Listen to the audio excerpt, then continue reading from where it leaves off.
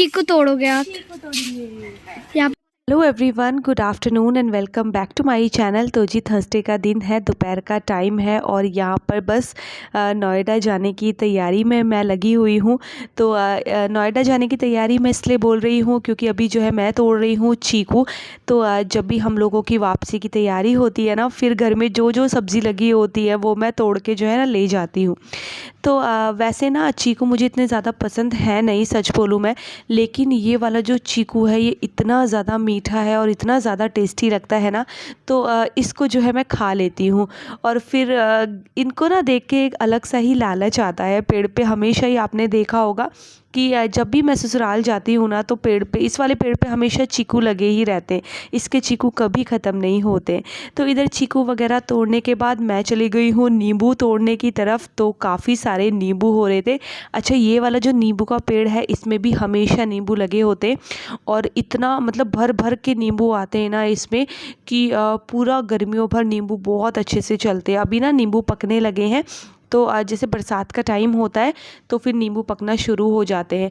तो जो जो पके हुए नींबू हैं वो मैं तोड़ रही हूँ, क्योंकि आपको पता है कि नींबू इस टाइम पे कितना ज़्यादा महंगा है और घर के चीज़ों की तो बात ही कुछ और है। तो बस यहाँ पर थोड़े बहुत मैंने नींबू भी तोड़ लिए हैं और भिंडी वगैरह भी मैं तोड़ने वाली थी, बट भिंडी ना इतनी ज़्यादा लग नहीं रही थी, तो फिर मैंने भिंडी वगैरह नहीं तोड़ी है।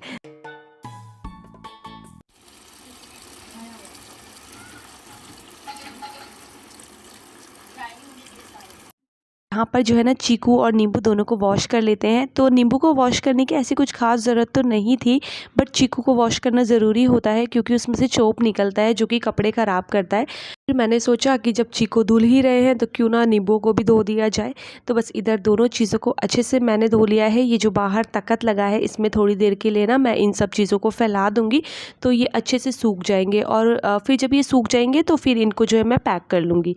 और साथ ही साथ मम्मी जी ने खूब सारा प्याज भी पैक कर दिया था, अभी आपको थोड़ी बहुत देर में दिखाऊंगी मैं।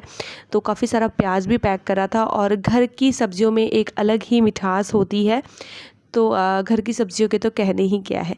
तो बस यहाँ पर जो है जितनी चीज़ें मैंने तोड़ी उनको वॉश कर लिया है। और उसके बाद मैं किचन में आ गई थी दोपहर के खाने की तैयारी करने के लिए। और दोपहर में मैंने बनाई थी अरहर की दाल और साथ में बनाए थे चावल।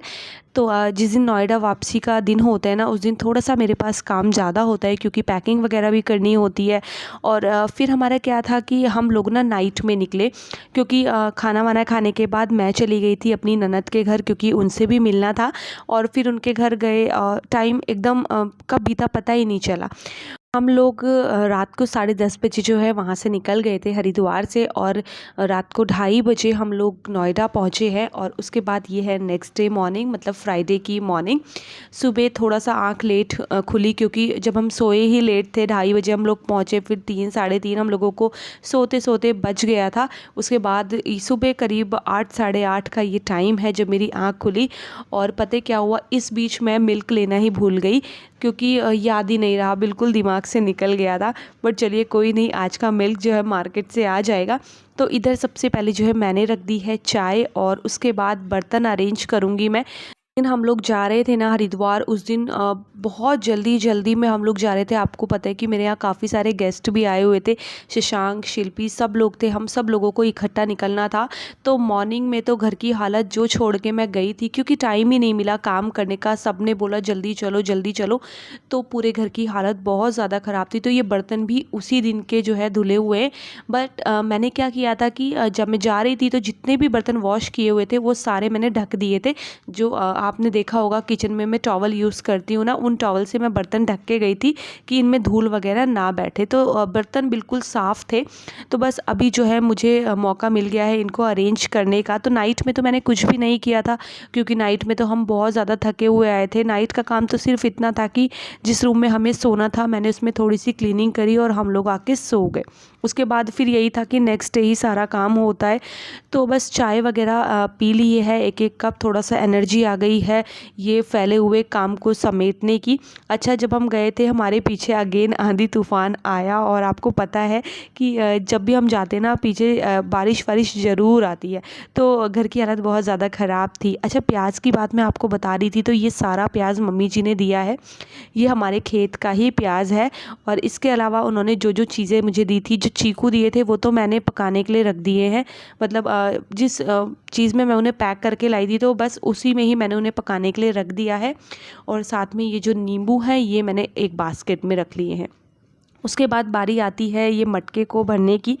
तो इसके साथ भी एक ट्रेजेडी हो गई कि मैंने मटका भरा, उसके आधा पौन घंटे बाद ये मटका अपने आप से फूट गया, पूरा चटक गया और सारा पानी जो है ना नीचे गिर गया था। तो मुझे बड़ा गुस्सा आया कि पहले ही एक तो इतना काम फैला हुआ है, उसके बाद ये मटका और मतलब एक्स्ट्रा में काम बढ़ा गया। तो पता नहीं क्यों फूटा, शायद इतने दिनों से इसमें पानी नहीं था, ये सूख गया था, इस वजह से ये फूट गया। तो अब जो है दोबारा मटका भी लेकर आना पड़ेगा। तो इधर दूध वगैरह गर्म करने के लिए मैंने रख दिया है और अब बारी आती है घर की क्लीनिंग करने की। और मेरे घर की क्लीनिंग की शुरुआत हमेशा मेरी बैल्कनी से होती है, क्योंकि एक बार जब मैं अपनी बैल्कनी वगैरह क्लीन कर देती हूँ ना तो मुझे तसल्ली मिल जाती है, क्योंकि बच्चे और बड़े सब बार बार बैल्कनी में जाते हैं, फिर धूल भरे पैर अंदर लेकर आते हैं, तो सबसे ज़्यादा गंदगी यहीं से आती है। तो सबसे पहले मैंने अपनी ड्राइंग रूम की बैल्कनी को क्लीन कर दिया है अच्छे से। और क्योंकि आंधी तूफ़ान आया था तो धूल मिट्टी तो होना मतलब एक नॉर्मल सी बात है। तो इधर जो है बैल्कनी अच्छे से धोने के बाद मैंने मैजिक मॉप से यहाँ पर अच्छे से पोछा भी लगा दिया है। तो बैल्कनी सूख जाती है ना, सूख के फिर बहुत अच्छा लगता है। इस जगह पे हम पोछा लगा देते हैं, फिर वो सूख के एकदम चमक जाती है। तो आज मैंने यही किया कि सारी बैल्कनी को वॉश करने के बाद मैजिक मॉप से वहाँ पर पोछा लगा दिया था। तो अभी ये जो मैजिक मॉप है ये मैंने बैल्कनी के लिए ही रखा है, क्योंकि अंदर तो मैं टॉवल से पोछा लगाती हूँ। अब बारी आती है रूम को ठीक करने की। तो इधर बेडशीट वगैरह तो मैं हमेशा ही चेंज करती हूँ, जब भी बाहर से कभी आती हूँ, चाहे मैं 2 दिन के लिए जाऊँ तो सबसे पहले आके मेरी बेडशीट चेंज होती है। तो बस यहाँ पर मैंने इस वाले रूम की बेडशीट चेंज कर दी है।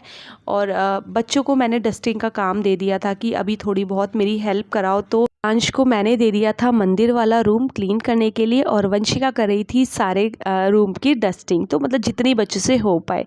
बस ये है कि मुझे थोड़ा सा राहत मिल जाती है, क्योंकि जब भी वो दोनों काम करते हैं ना तो बहुत अच्छे से करते हैं। अच्छा, एक रूम को मैंने अच्छे से क्लीन कर लिया है। अब बारी आती है दूसरे रूम की बेडशीट चेंज करने की। और आज कपड़े इतने सारे हैं वॉश करने के लिए कि बस क्या ही बताऊँ मैं। जितने ब्लैंकेट्स थे ना सारे मुझे वॉश करने हैं, साथ में बेडशीट वॉश करनी है, और थोड़े बहुत कपड़े थे जो मैं छोड़ के गई थी, मतलब वो वॉश ही नहीं हो पाए थे, मॉर्निंग में हम लोग जल्दी निकल गए थे, वो भी वॉश करने हैं। और वॉश करने के साथ साथ एक आफत ये भी है कि बाहर का मौसम बड़ा ख़राब होने लगा है। तो वही है कि बारिश आएगी तो जो बड़े कपड़े होते हैं जैसे ब्लैंकेट्स वगैरह वो नहीं सूखेंगे, क्योंकि उन्हें मैं बाहर तार पे डालती हूँ। बाकी के कपड़ों के लिए तो मेरे पास स्टैंड है, तो इतनी कोई टेंशन वाली बात है नहीं। तो चलिए देखेंगे, धीरे धीरे एक एक करके उनको भी सुखाएंगे। फ़िलहाल मैंने जो है ये डाइनिंग टेबल्स खाली कर दिया था, इसमें काफ़ी सारा सामान था, और वंशिका को डस्टिंग के लिए बोल दिया है। तो वंशिका को ये वाला काम बड़ा अच्छा लगता है, क्योंकि इसमें उसको वो कॉलिन स्प्रे करना होता है ना, तो वो बेस्ट पार्ट होता है बच्चों का इस तरीके का काम करना। तो फिर भी उसने बहुत अच्छे से पूरी डाइनिंग टेबल को क्लीन कर दिया है। और बच्चों का क्या होता है कि बच्चे जिस काम को दिल से करते हैं ना तो फिर वो बहुत अच्छे से करते हैं उस काम को। लेकिन यही काम मैं उन्हें तब बोलती जब उनका मन नहीं होता, तो फिर वो अच्छे से नहीं करते। बट उन्हें भी दिखता है कि मम्मी थकी हुई है, मम्मी के पास बहुत सारा काम है, तो फिर वो मेरी हेल्प करा देते हैं। अच्छा, अभी क्या हुआ है कि डस्टिंग वगैरह भी हो चुकी है, और इधर मैं लगाऊंगी पूरे घर में झाड़ू। तो बस जल्दी जल्दी से झाड़ू लगा लेते हैं। और इस बीच खाना बनाने की ड्यूटी मैंने दे दी थी अपने हस्बैंड को, तो आज का खाना जो है वही बनाने वाले हैं। एक खाने की भी जो है हेल्प मिल जाए ना तो बहुत ज़्यादा हो जाता है कि चलो खाना तो बन जाएगा टाइम से। और आप लोगों के कमेंट भी आते हैं, मतलब सबके नहीं, बहुत सारे बोलते हैं कि हस्बैंड आपके काम नहीं करते हैं, नहीं करते हैं। तो हमेशा ही बोलती हूँ कि हस्बैंड मेरे काम पूरा करते हैं मेरे साथ, बट मैं उन्हें कैमरे में कैप्चर नहीं करती हूँ काम करते समय, क्योंकि मुझे नहीं अच्छा लगता है। और होता है कुछ चीज़ें नहीं पसंद है मुझे कि मैं अपने हस्बैंड को कैमरे में काम करते हुए दिखाऊं। तो जो चीज़ नहीं पसंद वो नहीं पसंद, उसके बाद फिर लोग जैसे मर्जी कमेंट कर लें। तो बस यहाँ पर जो है मैंने पूरे घर में अच्छे से झाड़ू वगैरह लगा ली है।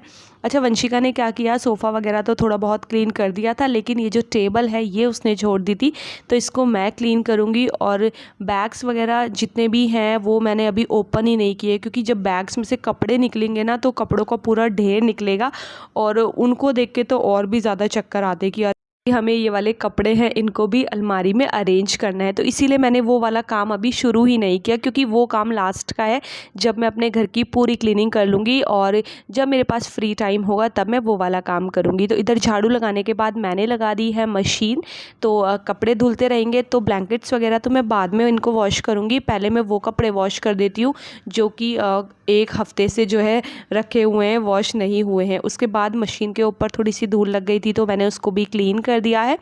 और साथ ही साथ आप लगा देते हैं अपने फेवरेट वाइपर से पूरे घर में पोछा। और ये वाइपर मैं आपको बता देती हूँ, मतलब 6 साल पुराना वाइपर है ये। जब हम लोगों ने शिफ्ट किया था ना यहाँ पर, तब ये वाइपर हमें मिला था और इत्तेफाक से ये वाला वाइपर हमें 300 में मिला था। ये पूरा स्टील का वाइपर है, इतना सस्ता मिलता नहीं है। बट उस दिन पता है क्या हो रहा था कि बहुत तेज़ तूफ़ान आ रहा था और एकदम से ये लेने चले गए, तो वो जो शॉप वाला था वो अपनी शॉप बंद कर रहा था जल्दीबाजी में, फिर उन्होंने हमें 300 में ये वाला वाइपर दे दिया। बट मैं सच बताऊँ, इतना बढ़िया वाइपर है कि आज तक मुझे ऐसा वाइपर नहीं मिला है, क्योंकि इससे बहुत अच्छे से क्लीनिंग होती है। चलिए यहीं पर इस वाले वीडियो का एंड करते हैं। तो ये था वीडियो, आपको कैसा लगा ज़रूर बताइएगा, और वीडियो पसंद आएगा तो चैनल को सब्सक्राइब कीजिएगा, वीडियोस को लाइक और शेयर करना ना भूलिएगा। Bye bye.